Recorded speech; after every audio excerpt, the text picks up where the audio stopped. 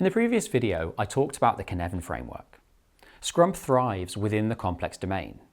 Now, it's worth saying that there are other frameworks and processes that are more appropriate to certain domains. For example, Waterfall is commonly associated with the complicated domain, and Kanban is commonly associated with the chaotic domain. As I said in the previous video, Scrum is not appropriate for all situations. In fact, there is an overhead created by using the Scrum framework. Whether that overhead is worth it can be answered by considering the variables at play and their predictability. If variables and requirements are too changeable, i.e. the pace of change is too rapid, Scrum is not the right framework for you. It all comes down to the element of predictability. Let me explain. Whenever you consider a product, there are variables that automatically become considered. Product development commonly has three types of variables: people, technology, and requirements. People, the people delivering the product, the organization, etc. The technology, i.e. the development of the product, how hard it is going to be to do. And finally, the requirements of the stakeholders, the people who want to use your product. How well are they understood? It's time for a short activity.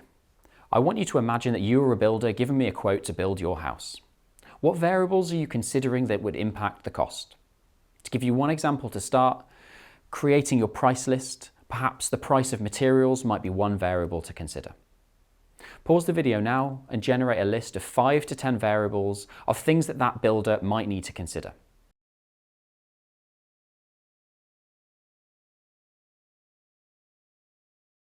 So you came up with some variables. The variables that might come to the top of my head are things like the speed I want it delivered, the location of where the house is being built, the amount of people that I will need to help me to do it, the design of the house, will I need specialist tools?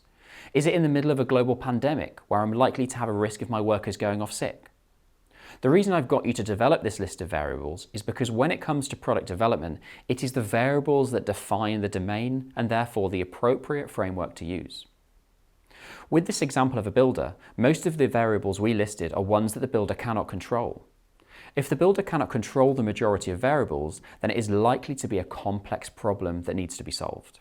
If that's the case, then the Scrum framework is a very good place to start to help with your development. If you could control and predict all variables, then Scrum is not the best choice for you. Just a note about this. Please don't assume that you can control things like scope, customer requirements, and team skills, because you cannot. Many teams and organizations think they know everything about their product and their customers, and they are almost always wrong. The takeaways here are that Scrum doesn't remove all risk. It can simply help to mitigate it and make progress and dependencies transparent. It accepts that unknowns exist and works to make them as transparent as possible. In this sense, Scrum doesn't improve predictability, but rather provides a framework where unknown variables don't prevent you from moving forward.